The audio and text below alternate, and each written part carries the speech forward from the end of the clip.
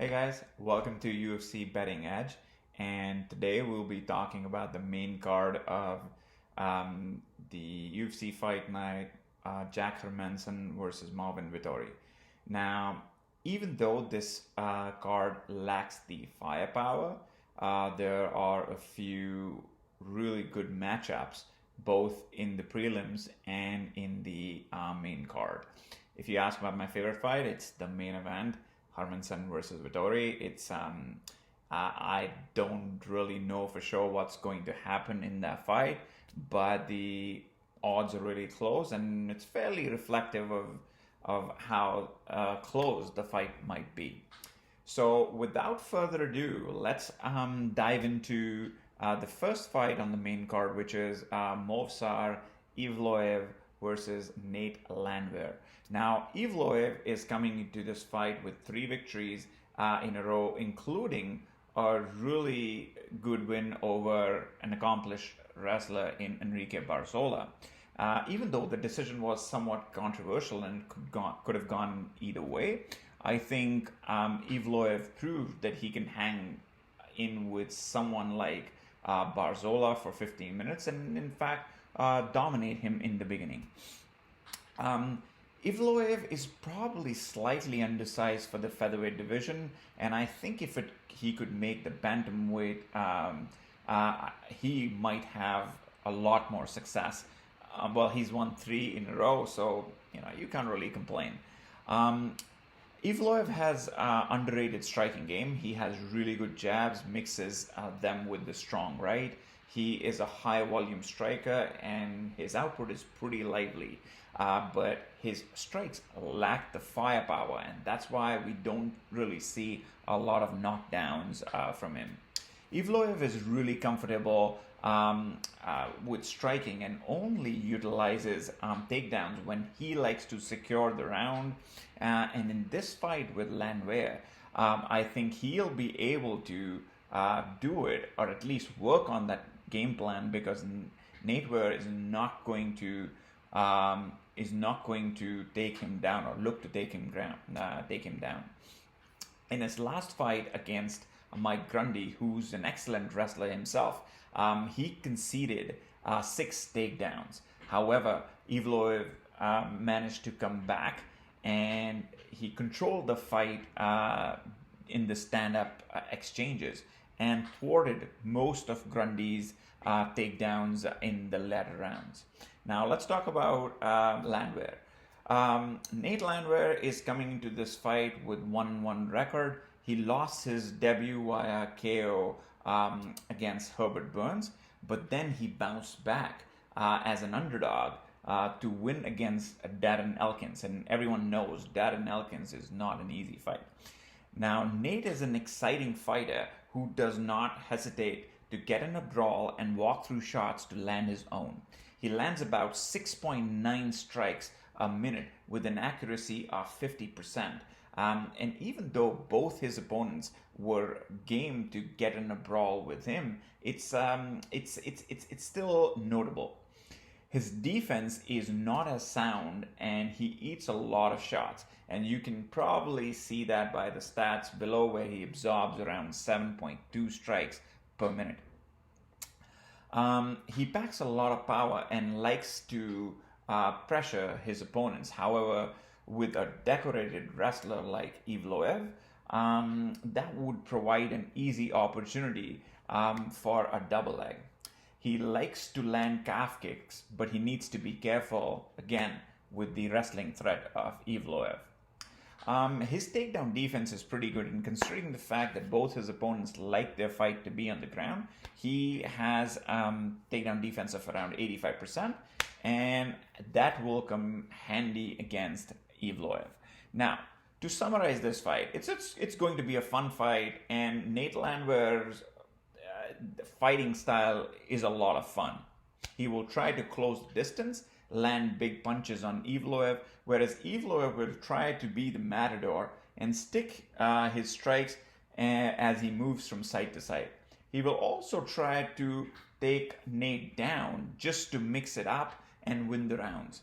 It might get interesting if Nate can thwart those takedowns. Now, Nate can land a devastating punch that can KO Evloev, but I don't really see that happening. I see Evloev controlling the fight for the most part and winning a comfortable decision. Now, if you look at the odds, these odds are nuts. I think they just give 10 to 15 percentage points to a Russian or a Dagestani fighter just because they are from that region. As you can see, I give about 72% probability to Movsar Evloev to win, whereas the odds are absolutely nuts, giving close to 90% chance of him winning. We know that his takedowns are good, but not that great. He was taken down himself. If Nate thwarts the takedown or lands a strike, that might make things interesting. And I might be interested in putting a little money on Nate, just as a underdog bet. So I'm not putting any money on Evloev unless it's a big parlay. Not for me though. So the next fight is in the light heavyweight division, and it's between Roman Dolidze and John Alan. Now, Roman Dolidze is one of the many Georgian fighters to have burst onto scene of late, and he's looked really impressive in his debut against Kadis Ibrahimovic, where he hit him with a knee while trying to land a kick and then finished him with brutal ground and pound. Dolidze is fairly unexperienced coming into this fight with Jean Alan at 7-0, but he has been champion of a Russian/Georgian organization with his longest fight going up to the third round. He has phenomenal jiu-jitsu and is ADCC Asia champion. He's won his first 3 MMA fights with submission and the next 4 with KO or TKO, showing that his confidence in his striking is increasing. He should have a huge advantage on the ground if it gets there. On feet, he's still evolving and focuses on accurate striking rather than throwing a lot of volume.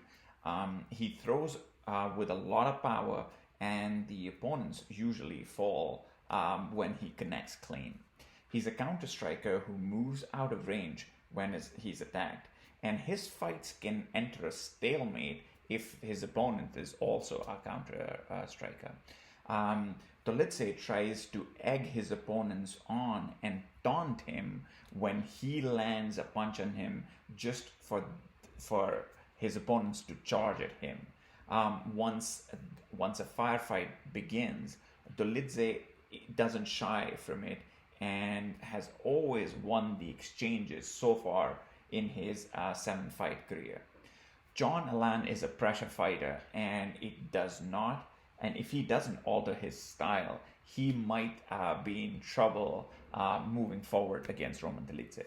Now, talking about Alan, he's coming off of a suspension due to an in-competition failed drug test against Mike Rodriguez, where his win was overturned into a no contest. Alan throws a decent volume and throws a lot of hooks as he tries to close the distance.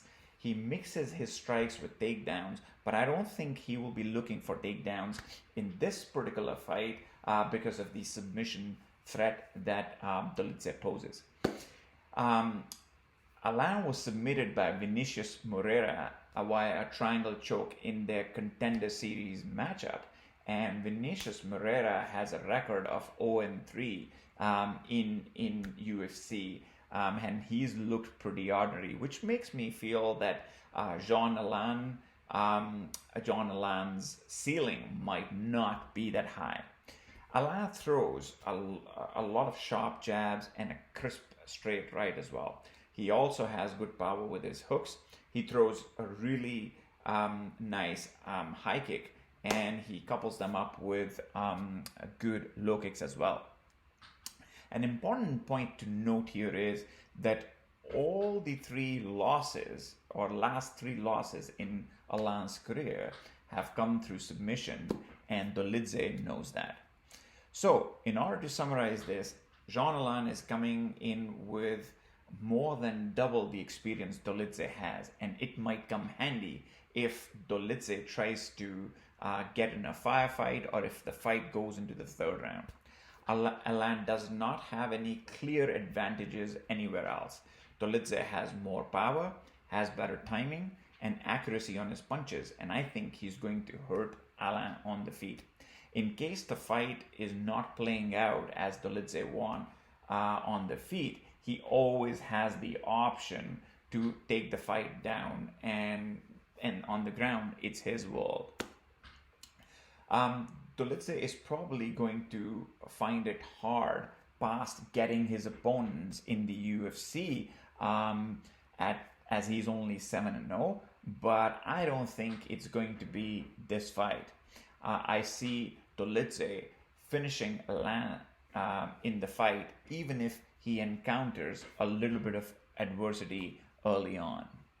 But if I look at the odds are fairly close, with Dolidze coming in as -170 favorite, Jean-Alain coming at +140. I give the odds -300 to Dolidze. I feel that he has advantage in a bunch of places, and one of his fights has gone through the third round, where his cardio looked pretty good. Also, I think Dolidze by finish at -130 has value, because Bet365 has him at -110. So I'd probably be putting some money straight and some on the prop bet where Dolidze wins by a finish. So the next fight is in the UFC women's flyweight division between Taila Santos and Montana De La Rosa. So Taila Santos is coming with an impressive record of 16-1 and 1-1 in the UFC. She looked really impressive against Meatball Molly McCann and dominated the fight on the feet and on the ground. Prior to that, she had a lackluster performance in her decision loss, where she was controlled against the cage for the majority of the fight, especially in the first and the second round against Mara Romero Borella. Her overall record is extremely padded, as she's fought majority of her fights against girls making their pro debut. So evaluating her based on her performances in the UFC only is extremely important. Taila stands in orthodox stance and throws powerful strikes. She has devastating knees and body kicks, low kicks, and stabbing front kicks to the body, and Montana has to watch for them. She has really good Muay Thai plum, and Montana has to be really careful when going for shots, as Santos can get the head, put her in a clinch and land those devastating knees. Taila has a really good takedown defense, and she also has a brilliant double leg and good body lock takedowns herself. She landed several of them against Molly McCann and controlled the fight on the ground while threatening with submissions.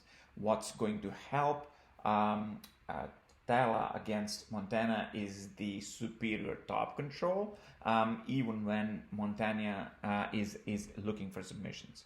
Now, talking about Montana De La Rosa, she's coming into this fight 1-1 in her last two, with a strong decision win against Mara Romero Borella, and then a decision loss against Viviane Araujo. However, her stand-up looked really good against Araujo.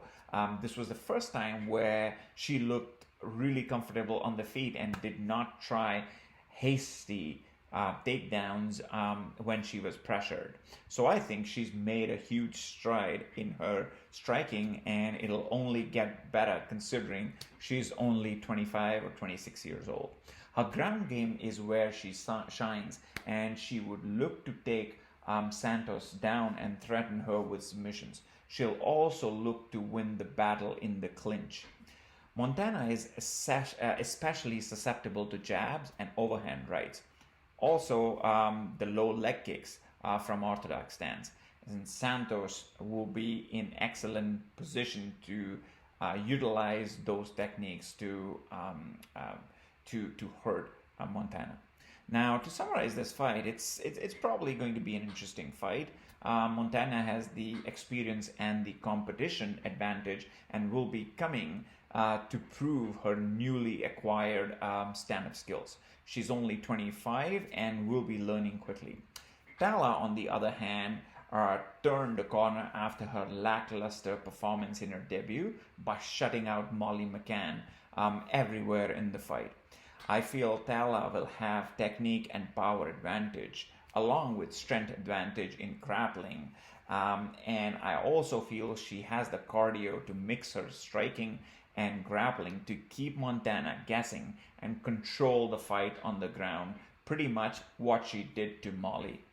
I'm truly surprised by how good she looked despite of how battered her previous record is. In the end, I see Santos taken by decision. Now, if we look at the odds, you can see that my odds and the Bet365 odds are pretty much in line, not much of a difference. The only thing I feel is that I think there could be value on Tala winning this by decision. However, I think the possibilities of knockouts or submissions are fairly low. These are both good grapplers. They don't really have that kind of knockout power. Even Tala could be, I can see her knocking some goals out, but I think Montana is tough. So Tala by decision will be my pick. So now the co-main event, and it's in the light heavyweight division. It's between OSP versus Jamahal Hill. Now, Owenson Prue is coming off of a good win over Alonzo Menifield and has gone 3-3 in his last 6 fights. In his last fight against Menifield, he utilized his reach advantage really well to keep Menifield at bay and ended knocking him out as Menifield was rushing in. OSP has moved from the contender status to a gatekeeper status where he presents threat due to his overwhelming size and his really good submission game. As we see with the stats, he will have a huge experience advantage over Jamahal Hill, where he's fought almost 5 times the number of fights Hill has fought. However, he will be a significant output deficit as Hill lands more than 3 times the strikes as OSP in a minute. On the feet, OSP has started to look increasingly vulnerable against the new talent, but he tends to get the job done on the ground. OSP fights in both orthodox and southpaw stance depending on a number of things, such as what is the stance of his opponent, what is their offensive output, are they attacking with back leg kick, are they attacking with jabs, so on and so forth. OSP also tends to slow down in the fights where his opponents keep a high pace, and that's how I think this fight is going to go, unless OSP can take Hill down and control him there and have the fight at his own pace. Hill has shown to concede double legs in the middle of the cage, so OSP will look to exploit that gap in Hill's game. OSP should have fair advantage in the ground game, and should it get there, along with his strength advantage, he might be able to submit Hill. Hence, taking it to the ground will be the path of least resistance, and I think the only path to victory for OSP. Now, Jamahal Hill is one of the most exciting additions to the UFC light heavyweight divisions, but he's had only 8 total fights. He's coming off of a stoppage win over Klidson Abreu after winning a fairly easy decision against Darko Stojic. Hill is a southpaw movement-based fighter who utilizes his long reach and fast striking to control the fight. He fights tall and tends to mix his hands with a variety of kicks. If OSP opens in southpaw, Hill is expected to utilize more jabs and low calf kicks. If OSP opens in orthodox, Hill will look to set up his fast body kicks and high kicks along with the left straight. As can be seen from their striking statistics, Hill seems to have really good cardio for light heavyweight division, landing almost 8 strikes per minute and throwing more than double, as his striking accuracy is a tad under 50%. His takedown defense seems to be lacking in his fights, and with his fight against Darko, he conceded 6 out of the 10 takedowns attempted on him. Now, that was his 7th fight, and he will be improving in leaps and bounds at this stage of his career. Klitschko Nabrio wanted to take him down, and he couldn't get it done, so we're definitely seeing some improvements there.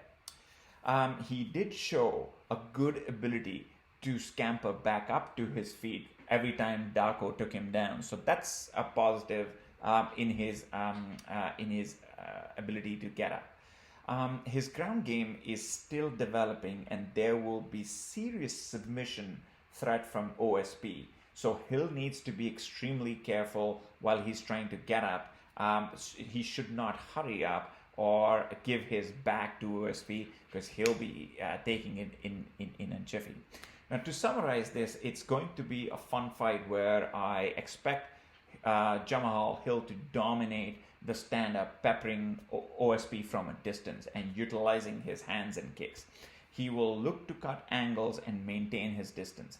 Big question is, can OSP take him down, and will he keep him down? I feel that he will take him down once or twice, and it will be on Hill's defense to avoid the submissions and get back up. As the fight goes to the 2nd and the 3rd round, OSP will begin to slow down, and Hill will be able to thwart those takedowns and start dominating the overall fight. Hill will also try to knee OSP as he's changing levels. I see Hill taking this fight via a late TKO or a decision.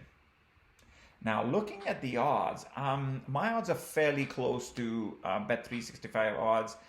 It's fairly similar. I don't see a huge value anywhere, apart from the fact that you can bet directly on Hill. If you think OSP's submission game and his top control will be able to overcome Hill's ground game, then I think OSP might be a good underdog bet here. And now the main event in the middleweight division, Marvin Vettori versus Jack Hermansson. Now, Vettori is a much improved fighter now that he's nicely settled with King's MMA under Master Rafael Cordero. He's fought 4 times since 2018, which is fairly inactive, and he's 3-1 in those fights. His lone loss came to the current middleweight king Israel Adesanya, and he extended him to a split decision. Vettori's growth in striking has been fairly evident. He lands about 4.3 strikes a minute with an accuracy of 43%. He absorbs only 2.8 strikes a minute and has an enviable defense percentage of 67%. He throws a really good jab and reacts really well to slip the counter from his opponents, and then lands his fast left. He packs a fair bit of power that makes his opponents bleed a lot, but he lacks the one-punch knockout power that some of Hermansson's opponents, such as Thiago Santos and Jared Cannonier, have. When Vettori lands a combination on his opponents and they shell up, he tends to follow and swarm them by hooks and straights. There's a barrage of punches that he follows them up with. Now, that's a tendency that Hermansson can exploit by timing his takedowns under those loopy punches. Vettori does have very strong hips, and he'll need them to defend such takedowns. That's a very important battle within a battle, and that could decide how this fight will play out. Vettori has good takedowns, but I'm inclined to think that he would try to avoid the ground game of Hermansson himself. However, I think he will engage Hermansson if Hermansson tries to take Vettori to the ground. Vettori's takedown defense is phenomenal, and he scrambled back really well, even in his loss against Antonio Carlos Jr. a few years ago. Vettori would like to target the body, as Hermansson has really good head movement and he moves with his feet. So targeting his body would be key for Marvin Vettori. Now, Hermansson is coming off of a lightning quick finish of Kelvin Gastelum via leg lock. Before that, he was TKO'd by Jared Cannonier, and from within his last last 5 fights, he's won 4. Hermansson sets a really high pace with a lot of movement and pressure. He throws really high amount of strikes and lands close to 5.1 strikes a minute at a 48% clip. He throws his punches short, and his accuracy would even be higher if he didn't throw as many feints. He has good speed, and he has a variety of strikes from orthodox stance, and they will be in opposite stances, so outside leg kick will not be as big of a factor, even though I think Hermansson will utilize inside leg kicks early on. The defense of Hermansson is really good, and he absorbs only 2.5 strikes a minute, which is less than half of what he delivers. He times his takedowns really well, and in the smaller cage, it is expected to favor Hermansson than Vettori. Hermansson was able to give Jacare the most prolific jiu-jitsu guy in the middleweight division problems, and got him in a deep guillotine. Well, it's called a jokertine because it's a different variant of a guillotine, and Hermansson will have a definite edge on the ground, even though Vettori's ground game is pretty skilled too. Additionally, Hermansson is a guy with long reach, and unorthodox submission techniques and setups will test anyone in the middleweight division, including Vettori.